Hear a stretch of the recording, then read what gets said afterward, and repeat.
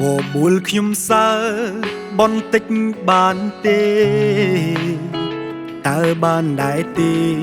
ក្រែងក្នុងចិត្តខ្ញុំអាចធូរស្រាលមួយកំបិតក្រោយខ្នងខ្ញុំក្រឡាប់ចាំងអងខួរក្បាលក្នុងខ្លួនក្តៅច្រាំងច្រាលភ្នែកចង់ស្រង់ឈីខ្ញុំគ្មានចេតនាថាធ្វើបែបនឹងតែនាងឲ្យដៃម្លឹងតើប្រុសមួយណាអាចនៅស្ងៀមជ្រុលបែកកាហើយខ្ញុំក៏មិនបាច់ចាំលាក់លៀមមិនចង់ធ្វើកូនជាមចិត្តត្រជាក់បើខ្វះគ្នាមិនបានជូនតាមសំណាខ្ញុំជួយសាកសពស្អុយរលួយសាកសមនឹងមកឈុំបែកបាក់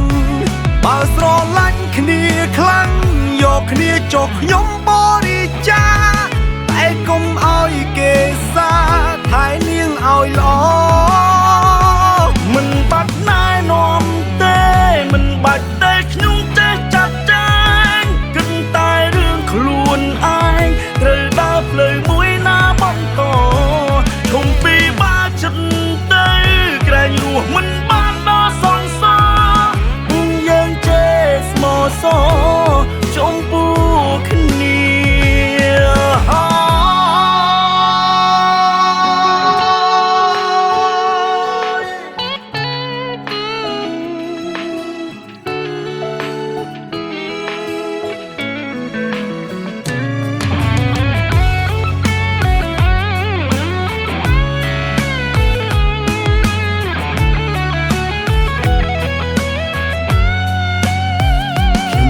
ចេតនា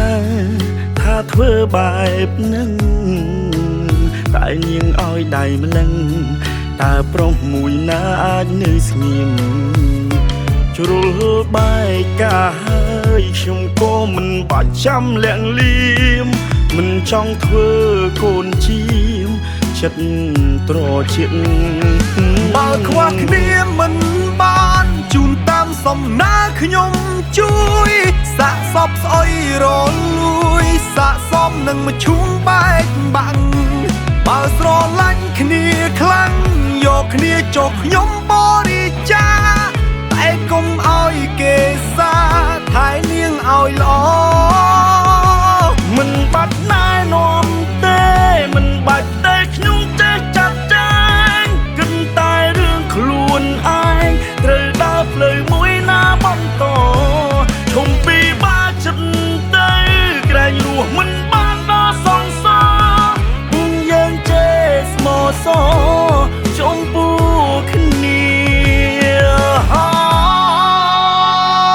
បើខ្វះគ្នាមិនបានជូនតាមសំណាខ្ញុំជួយសាកសពស្អុយរលួយសាកសមនឹងមកឈុំបែកបាក់បើស្រឡាញ់គ្នាខ្លាំង